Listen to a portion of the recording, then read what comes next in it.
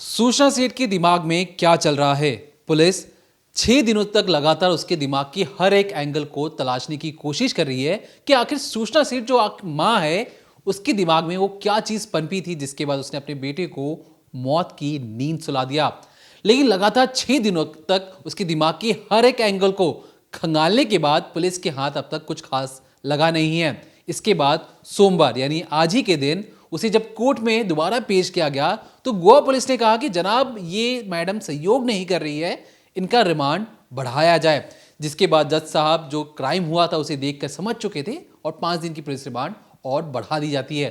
Total हो जाते हैं अब 11 दिन की पुलिस रिमांड हो जाएगी जब तक कि पुलिस कस्टडी में रहेगी। और गोवा पुलिस हर तरीके से समझना चाहेगी कि सूचना सेठ का जो शातिर दिमाग था वो किस तरीके से काम कर रहा था।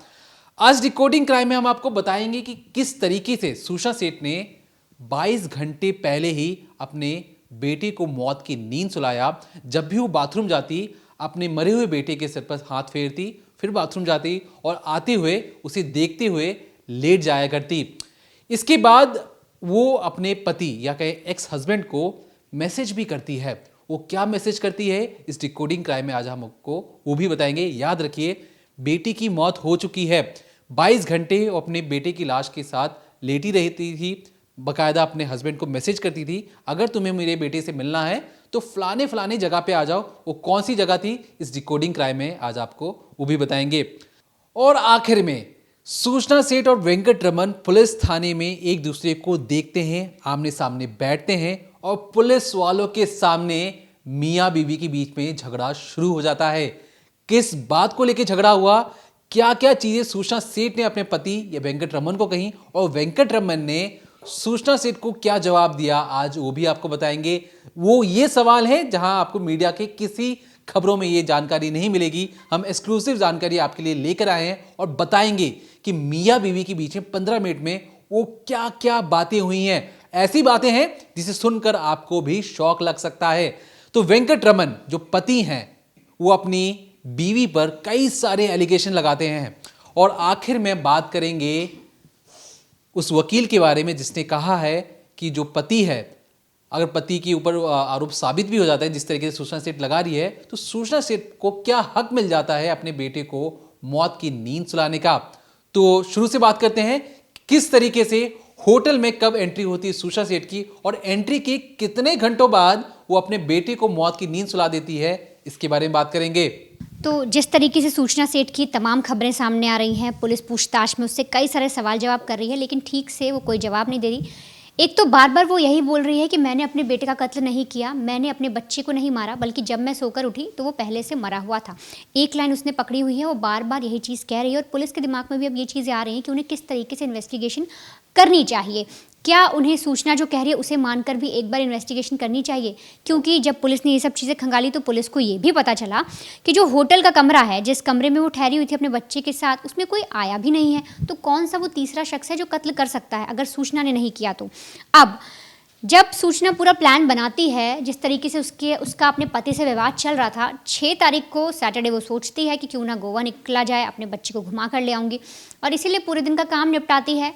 शाम को फ्लाइट पकड़ती है, 11 के आसपास वहाँ उतरती है एयरपोर्ट पे। उसके बाद वो सीधे होटल जाती है। 11:30 पौने 12 के बीच में वो होटल में चेक इन कर लेती है अपने बच्चे के साथ।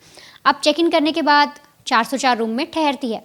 अब आप यहाँ पर उस माँ की चालाकी कहें, उस माँ ने जिस तरीके से प्लानिंग की वो कहें, या उस माँ की एक हड़बड़ी कहें कि वो इतना परेशान हो गई थी, क्योंकि जिस तरह की चीज़ें आ रही हैं उसमें ये भी कहा जा रहा है कि वो अपने हस्बैंड से बहुत ज़्यादा परेशान थी, बहुत ज़्यादा डर गई थी और इसीलिए चेक इन के महज 2.5 घंटे बाद ही वो अपने बेटे का कत्ल कर देती है। जो रिपोर्ट सामने आई है, जो पुलिस की तरफ से रिपोर्ट सामने आई है, उसमें ये बताया गया है कि जो बच्चे की हत्या है वो 1 से 2 के बीच रात में हुई है और वो चेक इन करती है 11:30 के आसपास 6 तारीख की रात को। अब 6 तारीख की रात के बाद सीधे 7 तारीख लग जाती है। जैसे ही 12 बजते हैं, 12 के बाद वो 1 और 2 के बीच में हत्या कर देती है अपने बच्चे की और हत्या करने से पहले उसे लोरी भी सुनाती है। और इतना ही नहीं, वो कफ सिरप भी मंगाती है, वहाँ के जो रिसेप्शन पे लोग होते हैं उनसे मंगवाती है, अपने बेटे को पिलाती भी है। ये चीज़ें भी सामने आई कि उसने पहले अपने बेटे को बेसुध कर दिया कफ सिरप पिलाकर, एक जो दवाई होती है वो पिलाकर, उसके बाद उसने हत्या की अपने बेटे की, उसका गला घोंटा। और गला घोंटने पर भी ये कहा जा रहा है कि या तो उसने तकिए से किया है या फिर जो होटल में तौलिया मौजूद था उससे अपने बेटे का गला दबाया है। अब जब वो 1 से 2 के बीच अपने बेटे का कत्ल कर देती है, उसके बाद 22 घंटे तक बैठी रहती है, पूरी रात बीत जाती है, सुबह बीत जाती है, बगल में जिस बेड पर उसके बेटे की लाश पड़ी होती है जिसे उसने मार दिया था, वहीं पर आती बैठती है, अपने बेटे को निहारती है, कभी हाथ फेरती है, कभी उसके बगल में लेट जाती है, बस उसे देखती रहती है। ये सारी चीज़ें सूचना ने बताई हैं जो पुलिस को अभी तक फ़िलहाल पता चली हैं। और इसके बाद इतना ही नहीं, जब सुबह 7 तारीख को ही जब सुबह हो जाती है करीब 7-8 बजे के आसपास, वो अपने हस्बैंड को एक ईमेल भी लिखती है। वो कहती है कि अगर तुम्हें बेटे से मिलना है तो इस जगह पर एक लोकेशन भेजती है बेंगलोर की, बोलती है यहाँ पर आ जाओ। अब पति को ये नहीं पता था कि सूचना अपने बेटे को लेके गोवा चली गई है, और इसीलिए पति बैंगलोर में बताई गई जगह पर पहुंच जाता है। काफ़ी देर वेट करता है, जो सूचना है बोलती है कि तुम 10 बजे इस जगह पर पहुंच जाना। वैसे ही वेंकटरमन बताई गई जगह पर 10 बजे पहुंचता है, काफ़ी देर वेट करता है, टाइम बीत जाता है, तो उसे लगता है एक बार सूचना से बात कर लेनी चाहिए। अब इसके बाद वेंकटरमन सूचना को कॉल करता है, मैसेजेस करता है, लेकिन कोई रिप्लाई नहीं आता। सूचना की तरफ से उसे कोई भी इनपुट नहीं दिया जाता। इसके बाद वेंकटरमन को लगता है कि हर बार से मना ही कर रही है, पिछले 5 संडे बीत गए, मेरे बेटे से मुझे मिलवा नहीं रही, बल्कि कोर्ट का ऑर्डर है उसके बाद भी नहीं मिलवा रही है, तो फिर इस बार भी नहीं मिलवाएगी। उसको कुछ बिजनेस काम भी होता है, एक बिजनेस ट्रिप होती है जिसके लिए वो इंडोनेशिया चला जाता है। अब इधर सूचना रात में ही बेटे का कत्ल कर चुकी थी, सुबह हो जाती है, अब सोचती है आगे क्या करना है। शाम तक होती है, शाम होने पर आती है नीचे रिसेप्शन पर, वहाँ बोलती है आप मेरे लिए टैक्सी बुक करिए, मुझे जल्दी जाना है, बैंगलोर में कुछ काम आ गया है। फिर वही सब लोग समझाते हैं कि आप फ़्लाइट ले लीजिए, किसी तरीके से टैक्सी बुक होती है। जो टैक्सी ड्राइवर सामने है उसने सारी चीज़ें बताई ही, किस तरीके से वो सूचना को लेकर जाता है और किस तरह से सूचना पकड़ी जाती है। और फिर रात को 12:30 वो वहाँ से जब टैक्सी बुक हो जाती है वहाँ से निकल जाती है। फिर वो जाम में फंसती है और पूरी कहानी बन जाती है। जो टैक्सी ड्राइवर वो बहुत मदद करता है गोवा पुलिस की, और सूचना पकड़ी जाती है। तो फिलहाल ये टाइमिंग का अपडेट सामने आया है कि उसने किस वक्त चेक इन किया, और साथ ही साथ चेक इन करने के 2.5 घंटे बाद ही अपने बेटे को मार दिया। तो क्या सूचना पहले से बैंगलोर से जब निकली तो क्या ये पूरा प्लान बनाकर निकली कि हाँ वहाँ ले जाकर मैं अपने बेटे का कत्ल कर दूंगी, या फिर उसके दिमाग में ऐसा चल क्या रहा था। और साथ ही साथ अपने बेटे को मारती है, उससे पहले लोरी भी गाती है। तो क्या वो इतना ज़्यादा प्यार करती थी अपने बच्चे को? लेकिन अगर प्यार करती थी तो हत्या, मर्डर कैसे हो गया उस लड़के का? क्यों एक माँ ने अपने ही बेटे का कत्ल कर दिया, जबकि वो उससे अगर इतना ज़्यादा प्यार कर रही थी? तो अब ये पूरी कहानी पता लगी, 22 घंटे वाली बात सामने आ गई कि वो 22 घंटे तक अपने बेटे की लाश के साथ बैठी रही, उसे के साथ लेटी रही, कभी उसके पुचकारती, कभी बाल पर हाथ फेरती, ये सब चीज़ें हैं। अब एक कहानी और सामने आ रही है, वो ये है कि जब पुलिस ने पूरी तहकीकात की, पूरी इन्वेस्टिगेशन की, तो उसमें पता चला कि एक लेटर उन्हें मिला है, एक टिश्यू पेपर मिला, मुड़ा तुड़ा, थोड़ा फटा हुआ। जब पुलिस उसे पूरा जोड़ती है तो पुलिस को उसमें दिखता है कि उसने आईलाइनर के थ्रू, काजल या जो आईलाइनर होता है जो कि मिटने भी लगता है, उससे लिखा हुआ है, और उसमें उसने साफ लिखा है कि कोर्ट ने जो ऑर्डर पास किया है जिसमें ये लिखा है कि मेरे बेटा और मेरे पति अब दोनों मिल सकते हैं, एक संडे जो उन्हें मिलने का टाइम दिया, मैं उससे नाखुश हूँ, ये मुझे बिल्कुल बर्दाश्त नहीं। तो जब पुलिस ये सब चीज़ें देखती है तो और पूछताछ करती है, क्या तुमने सिर्फ इसलिए अपने बेटे का कत्ल कर दिया कि तुम ये नहीं चाहती थी कि वो अपने पति से मिले? अब तो वो तुम्हारे साथ भी नहीं रह सकता। इस पर भी सूचना कई सारे जवाब देती है और पुलिस को बताती है कि वो अपने बेटे को अपने साथ रखना चाहती थी, वो ज़िंदगी भर चाहती थी कि उसका बेटा उसके साथ रहे, इसीलिए वो लाश को चुपचाप गोवा से, जो उस होटल से वो निकलती कमरे से, वहाँ से बेंगलुरु ला रही थी, छुपा कर ला रही थी, ताकि वो अपने बच्चे के साथ रह सके, उसके साथ ज़िंदगी भर रह सके। वो अपने बेटे को अपने साथ रखना चाहती थी।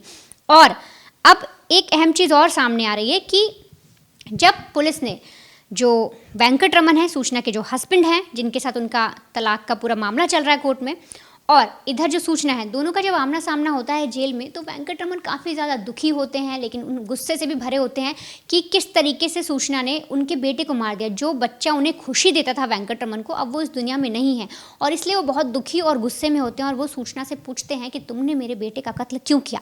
इस पर सूचना बोलती है, मैंने कुछ नहीं किया, मैंने अपने बच्चे को नहीं मारा, जब मैं सोकर उठी तो वो मरा हुआ था। सेम लाइन वो वेंकटरमन को भी बोलती है। साथ ही साथ इतनी ज़्यादा बहस बढ़ जाती है, इतनी ज़्यादा गहमा गहमी हो जाती है, दोनों के बीच में इतने ज़्यादा विवाद हो जाते हैं, इतनी ज़्यादा कड़वी बातें हो जाती हैं कि उसी में सूचना ये तक कह देती है कि देखो, जब तक मैं अरेस्ट हूँ तब तक तुम आज़ाद हो। अगर मैं एक बार छूट गई, ये पूरी लाइन वो बोलती है। जो पूरी रिपोर्ट सामने आई है, जितनी बातें की गई हैं, जो पुलिस से पूछा गया, उसमें सारी चीज़ें सामने आई हैं कि करीब 15 मिनट तक उनकी बहस चलती है और उसमें सूचना ये चीज़ कहती है कि मैं जब तक अरेस्ट हूँ, मैं जब तक हिरासत में हूँ, तब तक तुम आज़ाद हो, तुम्हारी वजह से मेरी ज़िंदगी बर्बाद हुई है और तुम्हारी वजह से ही बेटा मरा है। ये पूरी चीज़ें सूचना उस गहमा गहमी में कहती है। अब ये सारी चीज़ें हैं जो अपडेट निकल कर सामने आई हैं, जो पुलिस पूछताछ में पता लगा है, लेकिन जो वकील हैं वो भी इस मामले में बहुत कुछ कह रहे हैं। साथ ही साथ ये भी सवाल उठ रहा है कि एक माँ किस तरीके से अपने बेटे को मार देगी अगर वो पति से नफरत करती है। इतनी भी क्या नफरत बढ़ गई कि इस वजह से उसने अपने बेटे को मार दिया। तो इस तरीके से भी बहुत सारी बातें हैं और साथ ही साथ वकील सामने हैं, उन्हें भी बहुत सारे तर्क रखे हैं सामने जो सोचने पर मजबूर कर देंगे कि क्यों एक माँ अपने बेटे का कत्ल कर सकती है। देखिए, जो सूचना प्लान जो बना कर आई थी छुट्टियां मनाने के लिए गोवा में, वो आई थी 6 तारीख को उसको पहुंचना था और 10 जनवरी 2024 तक उसे वहीं पर रुकना था। 6 जनवरी रात को एंट्री करती है और 2.5 घंटे के बाद अपने बेटे को मौत की नींद सुला देती है, फिर 22 घंटे तक लेटी रहती है। फिर 7 तारीख की रात को 12:30 बजे, या कहें 8 तारीख को लग चुका था, महज 24 से 25 घंटे वहाँ पर रुकती है। याद रखिए, वो 4 दिनों के लिए आई थी, लेकिन 24 से 25 घंटे, जिसमें से वो 22 घंटे अपने बेटी की लाश के साथ सोई रही या लेटी रही और अगले 2 से 3 घंटे में वो वहाँ से निकल जाती है। और याद रखिए, ये गोवा कैसे आई थी? गोवा आने के लिए सिर्फ इसके पास 1 वे टिकट था। मतलब ये इसका जाने का प्लान गोवा से 10 तारीख के बाद, 10 तारीख तक होटल थी, लेकिन 10 तारीख के बाद ये कैसे जाएगी, फ्लाइट से जाएगी, गाड़ी से जाएगी, कोई प्लान नहीं था। मतलब ये साफ तौर पे कहा जा सकता है कि जो सीयू मैडम है, ये प्लान बना के आई थी कि मुझे अपने बेटे को मौत की नींद सुलाना है। ऐसा हो ही नहीं सकता कि 2.5 घंटे आपको होटल में गए हुए और आपने अपने बेटे को मार दिया हो। याद रखिए, जब पोस्टमार्टम रिपोर्ट सामने आई थी तो कहा गया था कि 36 घंटे पहले मौत हुई हो। 10 से 12 घंटे तो सफर में निकल गए थे, तभी आशंका जताई जा रही थी कि हो सकता है ये मारे हुए बहुत दिन हो चुका है, एक दिन बीत चुका है, ये तुरंत मारा हुआ या बेटा हुआ नहीं है। खैर, इसके बाद जो वकील हैं, जो वेंकटरमन या पति के वकील है, वो वेंकटरमन खुद तो सामने नहीं आया, लेकिन उन्होंने अपने वकील को सामने रखकर अपनी बातें लोगों को तक बताई। वेंकटरमन का कहना है कि जो उनके वकील है, उनका कहना है कि देखिए, जिस तरीके के एलिगेशन सूचना सेठ ने उनके जो क्लाइंट पे लगाए हैं, जिसमें बार बार कहा गया है कि बेंगलुरु की फैमिली कोर्ट में सूचना सेठ ने हलफनामा दिया कि मेरे पति मुझ पर टॉर्चर करते हैं, बच्चे पर टॉर्चर करते हैं, मार पिटाई करते हैं, गाली गलौज करते हैं। और सूचना सेठ ने इसके सबूत के लिए व्हाट्सएप चैट, मेडिकल रिपोर्ट और कई सारे ऐसे फोटोग्राफ्स कोर्ट के सामने रखे, जिसके बाद कोर्ट ने फैसला दिया कि जो पति हैं इन्हें अलग रहना पड़ेगा। और यहाँ तक कि कोर्ट ने ये भी कहा कि ये इनके किसी भी तरीके से कांटेक्ट नहीं करेंगे, चाहे फ़ोन हो, लेटर हो, या उनके घर के आसपास भी नहीं जाएंगे। फिर फैसला बदलता है और ये कहा जाता है सूचना सेठ की तरफ से कि मेरे पति बहुत ज़्यादा कमाते हैं, 9 लाख रुपए उनकी तनख्वाह है, 2.5 लाख रुपए ये दे सकते हैं गुजारा भत्ता, क्योंकि मुझे अपने बेटे को भी संभालना है। लेकिन ये जो पूरी डील है कुल मिला के 20,000 रुपये में तय होती, 20,000 रुपये गुजारा भत्ता वेंकटरमन अपने बच्चे और अपनी एक्स वाइफ को देते हैं। लेकिन याद रखिए, 10 दिसंबर 2023 ये पहली बार था जब वेंकटरमन अपने बेटी से मिलते हैं। वेंकटरमन ने पुलिस को यह भी बताया कि लगातार 5 संडे से वो अपने बेटे से मिलने की तमाम कोशिशें कर रहे हैं, लेकिन सूचना सेठ कोर्ट ऑर्डर होने के बावजूद अपने बेटे से उसे मिलने नहीं दे रही थी। और कहीं ना कहीं सूचना सेठ को भी डर था, या कहें शक हो चुका था कि कोर्ट ऑर्डर होने के बावजूद अगर वो अपने एक्स हस्बैंड को अपने बेटे से मिलने नहीं देती है तो वो उसका केस कमज़ोर हो सकता है।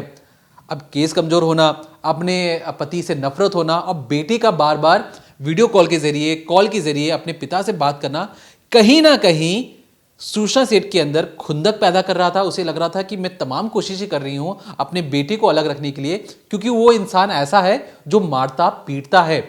वकील ने भी कहा, जो वेंकटरमन के वकील है, उनका कहना है कि देखिए, इल्ज़ाम आप कई तरीके के लगा सकते हैं, लेकिन ये जायज़ नहीं ठहराया जा सकता कि आपने एक बच्चे को मार दिया।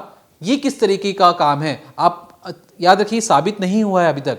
तो वेंकटरमन के वकील का कहना है कि जो सूचना सेठ ने किया ये क्रिमिनल माइंडेड है, इन्हें बिल्कुल भी ऐसा नहीं करना चाहिए था। और यहाँ तक कि जब उन्हें आमने सामने बिठाया गया तब ये धमका रही हैं अपने पति को और ये कह रही हैं कि सारी गलती तुम्हारी है, तुम्हारी ही वजह से आज बेटा इस दुनिया में नहीं है।